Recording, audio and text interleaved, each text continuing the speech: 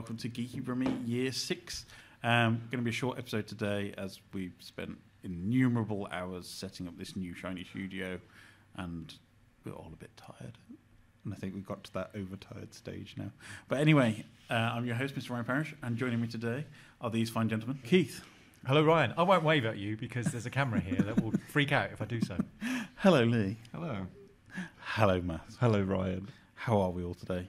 Shall we have a quick chat before we disappear this time? Keith, what have you been up to the last week or two since we recorded? As I kind of spoke to you earlier in the week, I went to see the Batman, which I was really impressed with. I thought it was a great film. My two slight complaints, because I watched it on Sunday, was slightly too long. I think they could have probably cut out half an hour of it. And Robert Pattinson just looks like he should be listening to Paramore every time he takes off the bat mask. What's wrong with Paramore? Nothing wrong with Paramore. He's actually got the big painted gothic eyes, but it just runs down every time you see him because apparently Gotham just rains constantly, all the time. I mean, a lot of it was filmed in Liverpool. So if and you're Glasgow in Britain, as well. Yeah, it's going to rain. I love the Empire. I don't think it was Empire. I think it was Vanity Fair review in the States because they were like, "Oh, the city is so dark and gritty and disgusting," and it's like, "That's Glasgow." I thought it was a really good. It was my favourite since Batman Returns of the live action Batmen.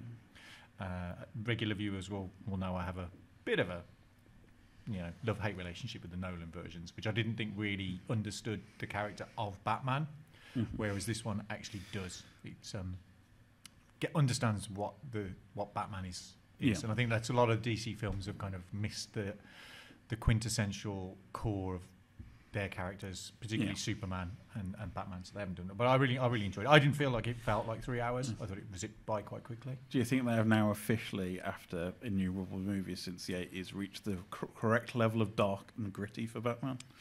No, I still think there's room for a Batman movie which is completely black and you can't see anything and all you hear is the voices. Maybe they should get the Game of Thrones guys from season 8, that final battle scene in Winter. Was it not Winterfell? Was it Winterfell? Winterfell. Winterfell up north. That battle scene at the end where it's just purely dark. Maybe they should get the cinematographer for that on the next Batman movie. Yeah. But I thought the casting was really good. Zoe Kravitz was excellent. I mean, if they do a spin-off Catwoman movie. Yeah, I thought Paul Dano was excellent, and Colin Farrell as the Penguin is completely unrecognisable, but great. Really recommended. Yeah. Really do. Definitely want to see on the big screen. Leigh, how about yourself? What have you been up to? You got off Forza Horizon 5 yet?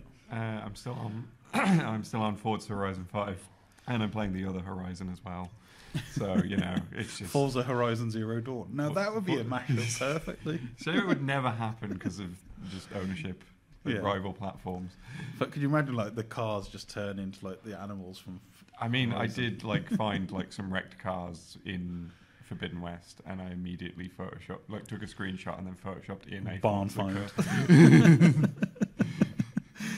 that would be a good combination, but yeah, how is Forbidden West? Is it all you dreamed it to be? It is very good. I think I've mentioned before, it's it's an improvement over what we've seen in the previous game, especially the animations. I mean, I've got a whole video on my channel that just shows off how much it's changed. Because it was the very sort of stiff, very typical Western RPG thing of it's a static model whose face might move a little bit, and that's the dialogue sequences. Whereas now it's now people move like people, and it's great.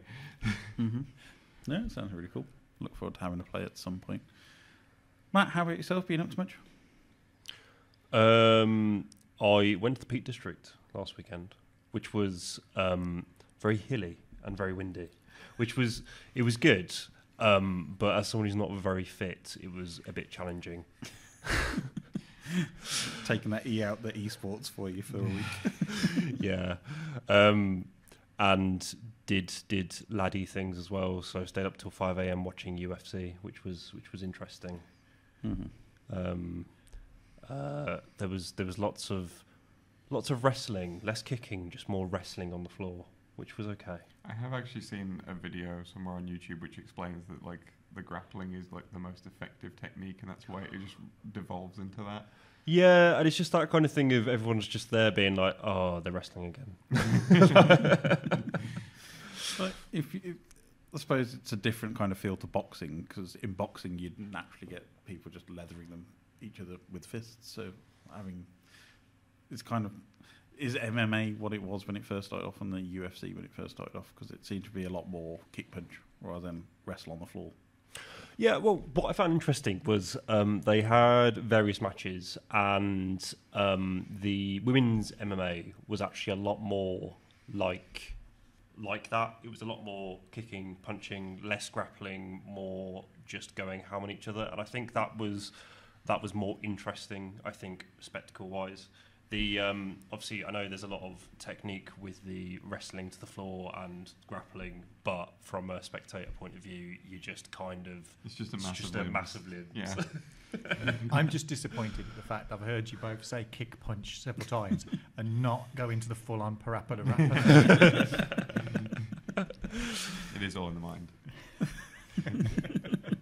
There's a lot of hugging in boxing, though. Yeah. You know, people like to hug in boxing. I think maybe it's a post-COVID thing. You can't hug as much. Yeah. Well, grappling is basically just extreme hugging. Extreme. It's using on the floor, hugging with all four limbs. I love your neck. Yeah. It was hilarious though, because you kind of I'm kind of sat there watching these two athletes kind of duke it out, just covered in Cheeto dust, just being like, oh, you let yourself wide open there. What are you doing? You deserve to lose. Can we just confirm it was you covered in Cheeto dust, not the athlete? Yeah, I was. It's always just a little bit like, are you sure you're watching LFC, or is it some other random channel you found on a hotel in the Peak District? Yeah, because I was thinking like surely I imagine like some sort of chalk or something on the floor, but that was all I could find was just quick. Just me sat on the sofa, just crumbs everywhere, just being like, well, this is just silly. They're just UFC brought to you by Cheetos and Mountain Dew.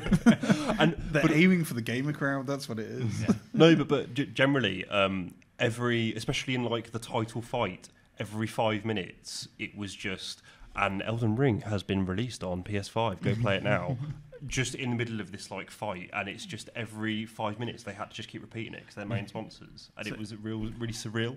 What they could have done, if they thought about this very well, is got one of the welterweight MMA fighters, one of the big heavyweight fighters, and just got the welterweight fighter to roll around the octagon on the floor and just advertised Elden Ring that way. As long as you're playing the soundtrack, you just got like a big gothic choir playing in the background. And then George W.R. Martin could go, more law. Yeah, it was Elden Ring, and it was Michael Bay's new movie called Ambulance, but the LA is in red. Oh, I've seen the poster for that. Yeah. So, as it is a Michael Bay film, are we expecting explosions to be occurring on a roughly a 10-minute scale? I think it'd probably be even less than 10 minutes. I think he's aiming for like 6 minutes. It's kind of telling that, like, for a second I was thinking, but didn't he just release a movie? And then I was thinking of Roland Emmerich, because he did that Moonfall movie, and I think I got them confused. See, that Moonfall movie really confused me, because there was like a really bad Nazi movie recently, which was basically like there's Iron Sky. That was it. There's like Nazis on the moon, and that's where they've been hiding for 70 years, and that's where they came back, and it really confused me. Like, isn't that basically the Roland Emmerich film where he's just gone Nazi and then gone alien and just written over the top? No, I think the Roland Emmerich movie is just Majora's Mask, but bad. That's got to go on the poster. Moonfall, like Majora's Mask, but bad. Less time travel, more just Roland Emmerich stuff. I think my most Roland Emmerich moment ever in any film was that Day After Tomorrow, when there was people being chased by ice, and then they closed the door on the ice, and that stopped the ice magically. It's like, reality does not apply to Roland Emmerich films. It's like the scene in Independence Day where the dog jumps through the door and the explosion just casually passes by behind it. Yep. Cool. What about you, Ryan? What have you been up to? I also went to see the dark and gritty film known as The Batman. I'm still on my Halo replay, so I'm midway through Halo 1 at the minute. Just about to get to 343 Guilty Spark. So it still stands up to this day. I mean, I'm kind of playing this because I've still not played Halo 5 or Infinite. So I'm kind of like, I'll do the Master Chief Collection up to the end of Halo 4 and then decide if I can be bothered with Halo 5 and Infinite. From what I've heard, Infinite has gone down like a sack of spanners on the esports scene, and like nobody's actually playing it anymore. There are people playing it. I think it's one of those where they're kind of forcing it a bit too much.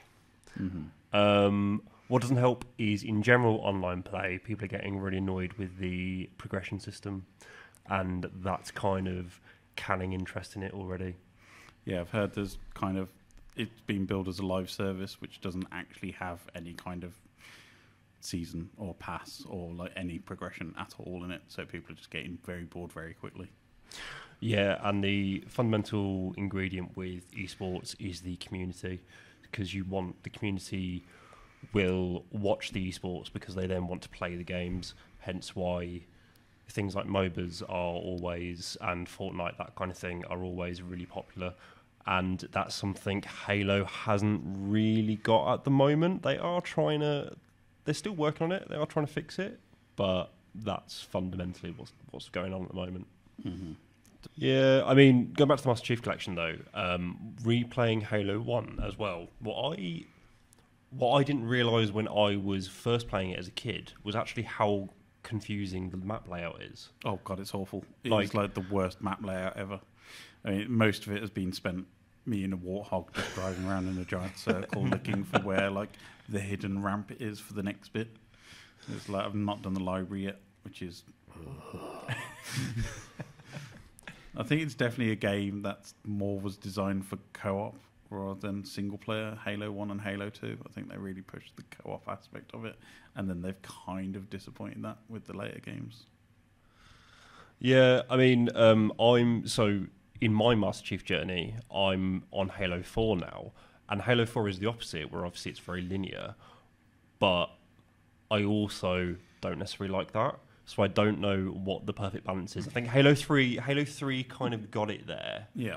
Where the level geometry was still garbage, but you could kind of know where you're going. And it still had some elements of like open. Yeah.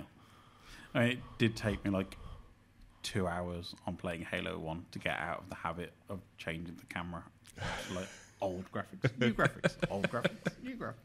Like, look how awful it was, and everybody thought this was revolutionary. Look how awful it still is, and everybody thought that was revolutionary. It was also kind of depressing that was like the 10-year anniversary as well, because it feels like quite recently they released that remake, and it's like, no, it was actually 20 years ago. Yeah. Like, no. Yeah, getting old very quick. Anyway, we're going to cut it short here today. So sorry it's not been the longest of episodes. We'll be back with a full-length episode soon. And don't forget you can find us on Twitter, Facebook, Instagram, YouTube, all at Geeky Brummie, and geekybrummie.com for your selection of great articles and other fun stuff. Gents, where can we find you on social media? Keith? Okay, when I'm not on Geeky Brummie, Twitter and the website on a Wednesday doing my comics roundup, you can find my personal stuff, which is probably not much these days, but it's hardluck_hotel on Twitter without the underscore pretty much everywhere else. And I have a few videos on YouTube, but nowhere near the quality of Leigh's. It's mostly wedding fairs and puppets. But yeah, I shall make something new this year. That'll be a challenge for me to make some new videos. You can find me on YouTube at BobThePetFerret, where I don't do wedding fairs. I do video essays on gaming. Recent video is all about my experience with racing games and all that sort of stuff, especially just because, again, I'm still playing Forza Horizon 5. And you can find updates on the channel on Twitter at BobThePetFerret, and I tweet elsewhere at TheCheapFerret. And you can find me on Instagram at matchstick_Matt and on Twitter Mr. Matt Lovell. Where can we find you, Ryan? You can find me at Ryan Parish on Twitters when I actually get around to it. It's mainly just like a Wordle feed now. It's me just posting my Wordle with a GIF, summing up my feelings for that Wordle for the day. So that's pretty much all you're going to get. You can find me at Birmingham On when the foodie stuff will restart at some point someday. now MasterChef's in Birmingham, I might just turn it into I'm going to hunt down Greg Wallace and skin him like him in Predator. Just because that grocer should not be on TV. All the TV. He's now on Channel 5 for some reason. Stop, man. Go away, please. But other than that, don't forget, as I said, all the social media channels and do the usual like, subscribe, share. But thank you very much for joining us today. And goodbye. Don't wave. Don't Because wave. the camera will follow you. Do a little wave. Just go bye. Bye. Bye.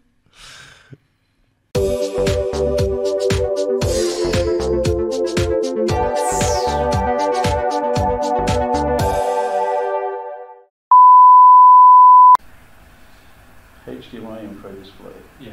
Off. There we go.